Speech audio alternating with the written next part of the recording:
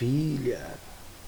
Que a paz do nosso eterno, soberano, glorioso esteja no coração de todos os meus irmãos. Muito obrigado pelo carinho, muito obrigado pela atenção de todos vocês. Mais um capítulo do livro de Isaías, capítulo 8.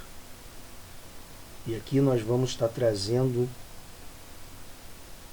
maravilhas para o nosso coração. Quanto mais nós penetramos nas palavras desse livro, esse livro se torna cada vez mais sagrado na nossa vida. Por isso que é importante nós se conectarmos com o Todo-Poderoso com o coração voltado para Ele. Capítulo 8, versículo 1, diz assim: Disse-me também o Senhor, toma uma ardósia grande e escreve nela de maneira inteligível. Escreve nela de maneira inteligível. E aí ele diz: rápido, despojo, presa, segura. Olha só. Versículo 2 diz: tomei para isto comigo testemunhas fidedignas, a Urias, o sacerdote, e a Zacarias, filho de Berequias. Versículo 3. Fui ter com a profetisa. Ela concebeu e deu à luz um filho. Então me disse o Senhor. Deus falou com Isaías. Põe-lhe o nome de rápido, despojo, presa, segura, que também significa Mar Salau Rasbais. Vamos então raciocinar aqui do capítulo 1, do capítulo 8, do versículo 1 ao 3. Nesse momento aí, Deus estava trazendo para o profeta Isaías uma grande revelação. Ele pediu para Isaías pegar uma ardósia, um pedaço de rocha, em forma mais ou menos quadrangular, né? Ali. E nessa rocha, ele escreveria a expressão rápido, despojo, presa, segura. Olha só que situação. Que tem um significado muito grande, que tem um significado muito amplo. E, além disso, ele mandou escrever com letras grandes, de maneira inteligível, ou seja, para que todos que olhassem aquela escritura vissem. E para quem que Isaías mandou colocar os nomes, os seus próprios filhos? Porque quem chegasse, quem visse, quem se lembrasse de Isaías, ia se lembrar também dos seus filhos. Ia ficar se perguntando, por quê? Que nome é esse? Eu nunca vi esse nome. Mas aí tudo tem um significado, tudo tem um mistério. E ele foi até, no versículo 3, a Bíblia está dizendo que ele foi até a profetisa, que é sua esposa. Olha só. Fui ter com a profetisa. Ela concebeu e deu à luz um filho. Então me disse o Senhor, põe-lhe o nome de rápido, despojo, presa segura. No versículo 4 diz: porque antes que o menino saiba dizer meu pai ou minha mãe, será levadas as riquezas de Damasco e os despojos de Samaria. Despojos de Samaria serão levadas as riquezas de Damasco e os despojos de Samaria diante do rei da Assíria. Falou-me ainda o Senhor dizendo: em vista deste povo ter desprezado as águas de Siloé, que correm brandamente, e se está derretendo de medo diante de Rezim e do filho de Ramalias. Versículo 7. Eis que o Senhor fará vir sobre ele as águas do Eufrates, fortes e impetuosas, isto é, o rei da Assíria, com toda a sua glória, águas que encherão o leito dos rios e transbordarão por todas as suas ribanceiras, penetrarão em Judá, inundando e passando por ele, chegaram até ao pescoço. As alas estendidas do seu exército cobrirão a largura da tua terra, ó Emanuel. Ó Deus é conosco, porque Emanuel significa, né? Deus é conosco. Então, vamos parar um pouquinho. O que ele quer dizer no versículo 4? Porque antes que o menino saiba dizer o meu pai ou a minha mãe, serão levadas as riquezas de Damasco. Deus já estava profetizando que a Síria, a qual Judá fez aliança através do medo que estava no coração de Acais, essa se levantaria contra ele e contra as outras nações que estavam ao seu redor. Olha só que situação. Olha só que situação. E acompanha aqui o que está dizendo aqui, ó. Diz assim, ó, no versículo 5. Falou-me ainda o Senhor dizendo: em vista deste povo ter desprezado as águas de Siloé, que correm brandamente, e se está derretendo de medo diante de Rezim e do filho de Remalias. Então, qual o significado disso? O que significa essas águas de Siloé?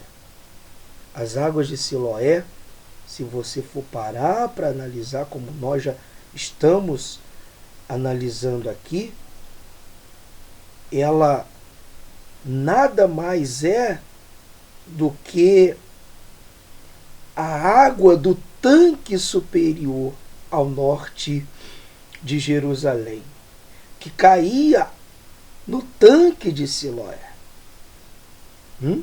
ao sul, onde era armazenada para todo o uso da cidade. Olha que maravilha. E esse canal, ele simbolizava a tranquilidade e o bem-estar do rei Acais e de toda a Israel. Mas olha só o que a palavra diz.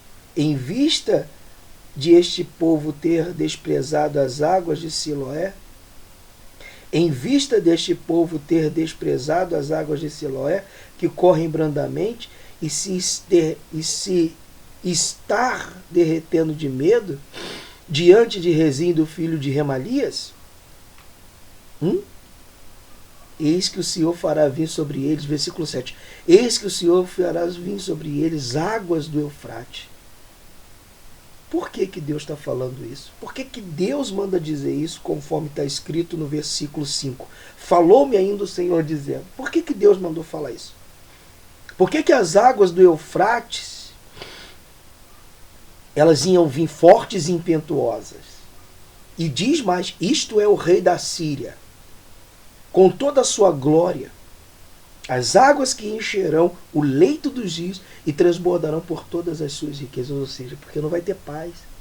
Quando o rio transborda, os mineirinhos, eles perdem as suas casas. Aqueles que moram ali próximo ao rio, eles sofrem. E Deus estava falando que eles iam sofrer, porque eles não confiaram verdadeiramente em Deus. Porque eles não confiaram verdadeiramente naquele que podia suprir. Deus falou para ele, não se apegue a ninguém, mas eles não quiseram ouvir. Eles não quiseram ouvir. E aí, quando você vê aí no versículo 7, né? No versículo 6, ele diz assim, e se está derretendo de medo diante de Rezim e do filho de Remalias.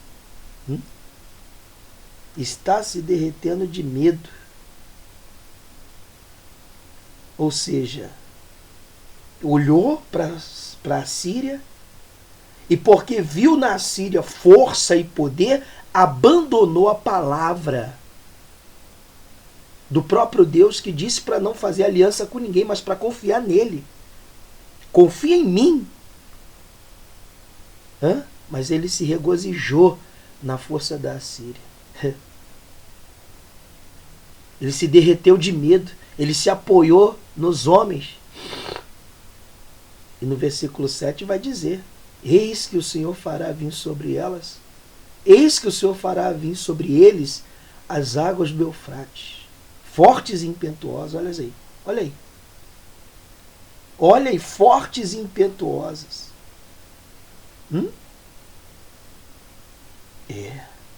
Não só o rei da Síria, mas ele está falando também que o rei de Peca também. Então, é muito importante a gente parar para analisar qual é o desejo de Deus nesse sentido aqui para o povo de Israel, para o povo de Judá. E olha só o que está escrito no versículo 8. Penetrarão em Judá, inundando-o e passando por ele. Chegarão até o pescoço, as alas estendidas do seu exército, cobrirão a largura da tua terra. Ó Emanuel.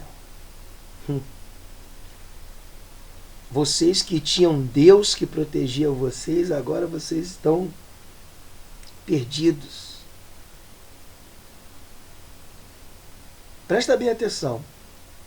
Presta bem atenção. Ó. A penetração, e penetrarão em Judá, inundando e passando por ele. Chegarão até o pescoço, as alas estendidas do seu exército. A imagem que a gente representa aí, que a gente vê aí, né, no versículo 8, de uma ave com as suas asas estendidas, ela representa que o mal não vai dar trégua, né? Como asas estendidas, os rios vão transbordar, ou seja, não vai ter como fugir.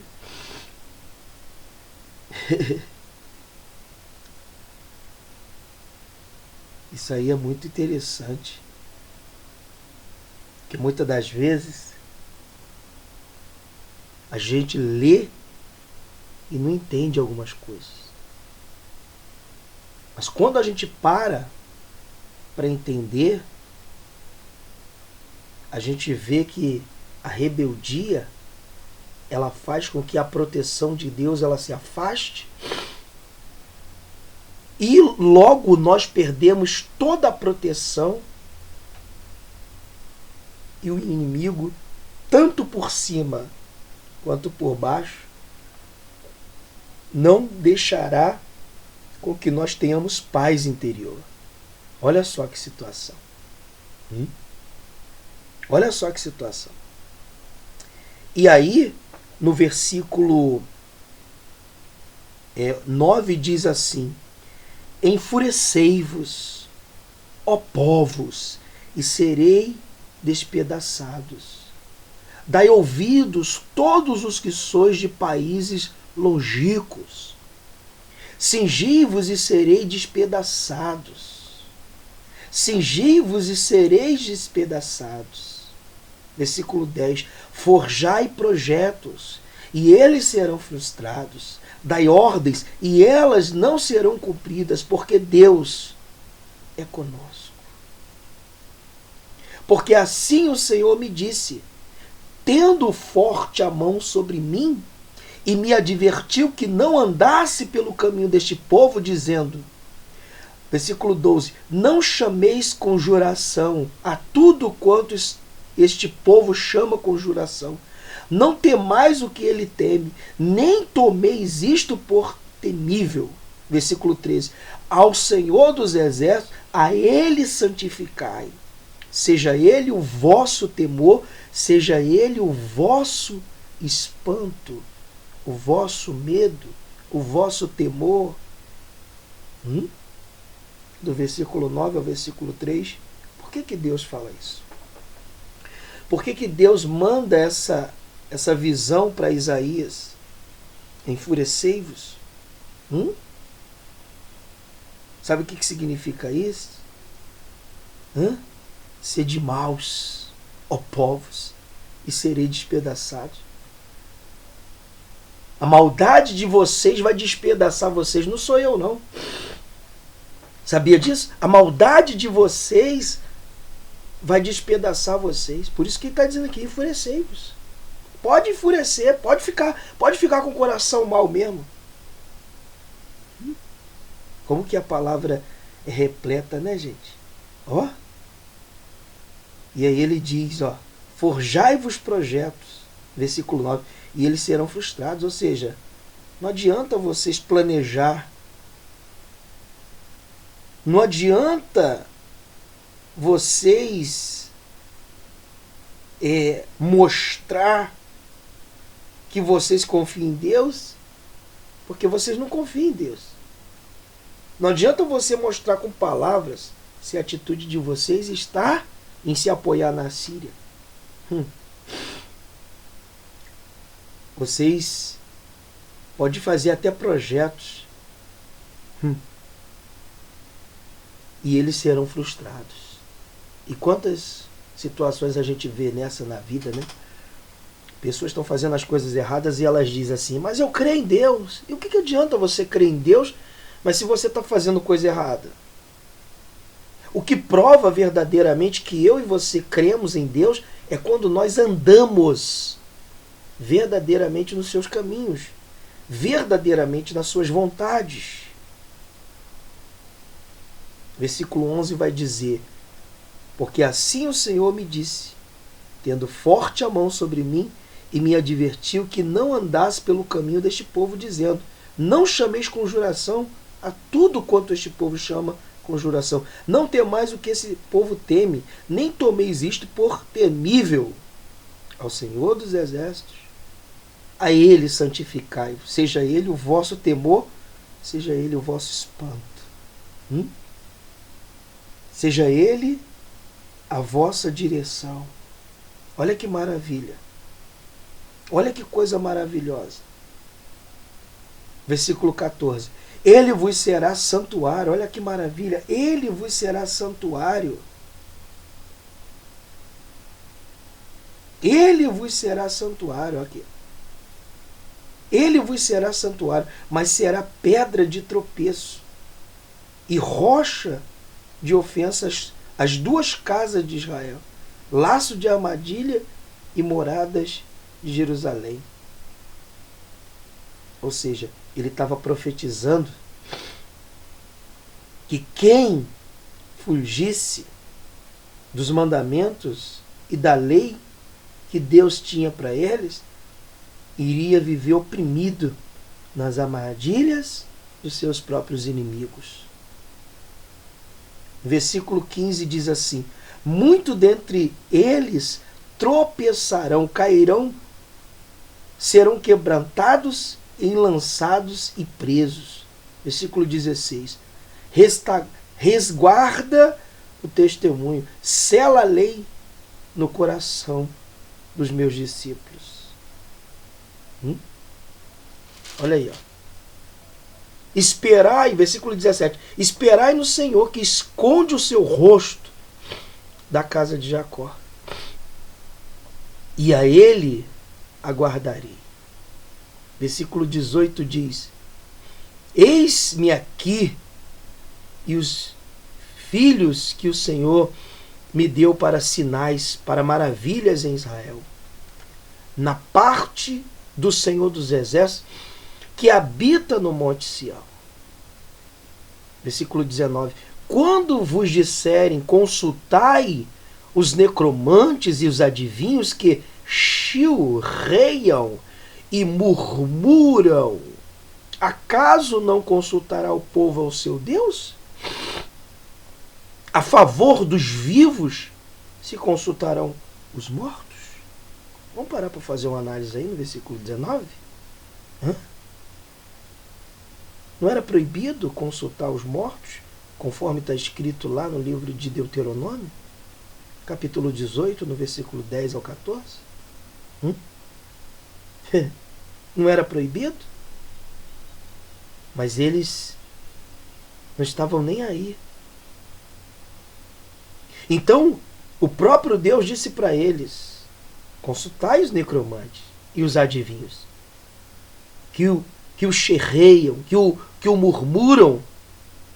Acaso o povo não consultará o povo ao seu Deus? Ou seja, vocês dizem que eu sou o Deus de você, mas não é a mim que vocês têm buscado, sim os necromantes. Então esses não são o Deus de vocês? Por mais que vocês digam que não, as suas atitudes é que demonstram verdadeiramente quem vocês têm consultado. E olha, nós estamos vivendo dias assim, tá? Que muitas hoje das coisas que existem no mundo atual, nós temos que abrir o olho, tá? Ciência, tecnologia, cuidado com isso. Cuidado, vede que ninguém vos encane. Os homens, eles estão querendo tomar o lugar de Deus, e para isso eles estão fazendo coisas que muitos vão perder a visão de Deus para valorizar mais a sabedoria do homem. Mas a sabedoria dos homens são loucuras para aqueles que conhecem a sabedoria de Deus, que buscam a sabedoria de Deus.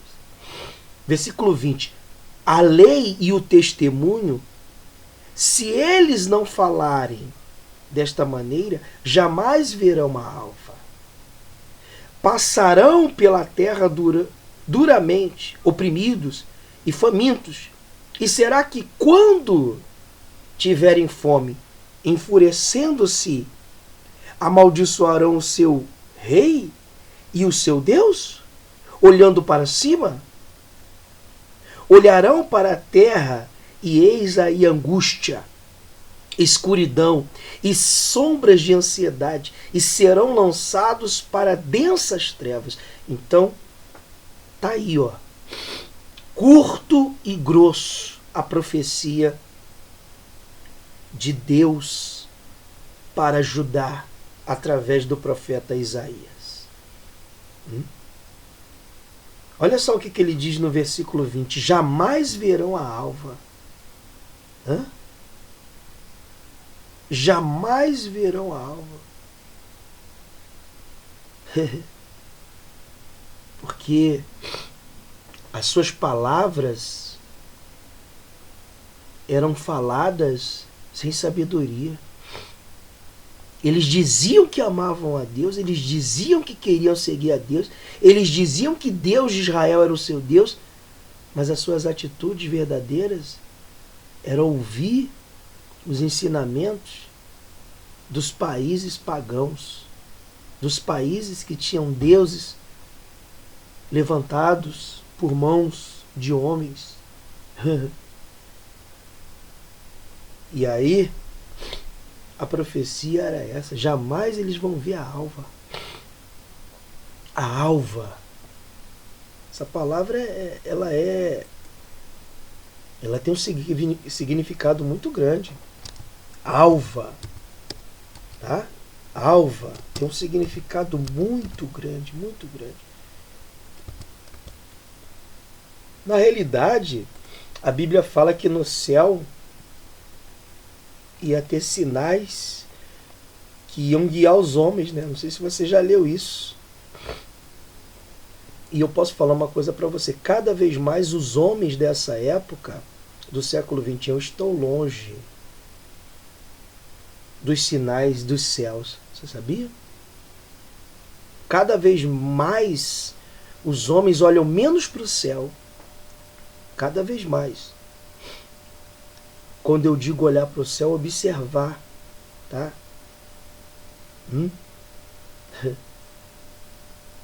A alva é aquele momento do amanhecer, é a aurora, é quando a natureza, aonde a pessoa está, o lugar onde a pessoa está, começa a ficar claro, a clarear. Aquela parte escura está saindo e está chegando o amanhecer, a clareza, está chegando o sol. Mas antes do sol aparecer, vem a alva, vem a aurora.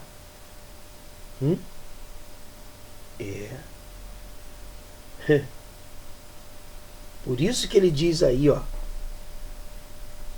no versículo 20, a lei e ao testemunho, se eles não falarem desta maneira, jamais verão a alva. Ou seja, se eles não olhar para a lei do Senhor, se eles não olhar para o testemunho dos antigos, daqueles que libertaram, livraram, que seguiram verdadeiramente o caminho do Altíssimo, jamais eles vão ver a alva. Isso é muito sério, gente. Esse livro é muito mais do que um livro de história. Muito mais do que um livro de história. Muito mais do que um livro de história. Por isso que é bom a gente prestar atenção bem no que está ensinando aí pra gente. Passarão, versículo 21, passarão pela terra duramente oprimidos e famintos. Ou seja, um país forte, um país vencedor, vai passar pelo deserto, vai perder o manancial de águas, vai perder a paz, vai perder a tranquilidade, vai se tornar escravo, tudo porque viraram as costas para o que Deus falou. Porque Deus disse que não era para eles temer, mas eles temeram, e agora Deus está mandando aí o sinal. Ó. Versículo 21, lá no meio diz, e será que quando tiverem fome, enfurecendo, amaldiçoarão ao seu rei e ao seu Deus? Ou seja, olhando para cima, olharão para a terra e eis aí angústia. Olha só que situação, olharão para a terra e aí vai ter angústia, escuridão e sombras de ansiedade, e serão lançados para densas trevas. Ou seja, a alva não vai chegar, mas as trevas vai permanecer. Não vai chegar. Não vai ter mais dia. Então, esses capítulos que nós estamos vendo, eles são muito reveladores. eles têm um significado muito grande, né? Nós vemos aí a invasão dos assírios, nós vemos aí o povo que Deus deu a sua direção, a sua esperança, mas eles negligenciaram. E nós estamos aqui hoje. Chegou a nossa vez. E como que nós temos se comportado? Como que nós temos agido? Como que nós temos visto tudo isso que a gente tem enfrentado? Com os olhos do Pai ou com os olhos da força que está nos braços dos nossos inimigos? Eu vou ficando por aqui. Eu espero que essas meditações nos capítulos do livro de Isaías sejam de reflexão para o Senhor, sejam de reflexão para a senhora, sejam de crescimento espiritual, tá bom? Deixa aí o seu gostei, o seu like, deixa aí o seu comentário, porque isso vai ser muito bom para que a gente venha alcançar outras pessoas, tá bom? E se você também puder, compartilha com teus irmãos, compartilha com teus amigos, para que outras pessoas venham ter um entendimento um pouco melhor, ou melhor, ou mais apurado, das Sagradas Escrituras. Eu vou ficando por aqui, muito obrigado pela sua atenção e a qualquer momento nós voltamos com outro capítulo para abençoar a sua vida, a sua família, a sua casa. Até uma próxima oportunidade.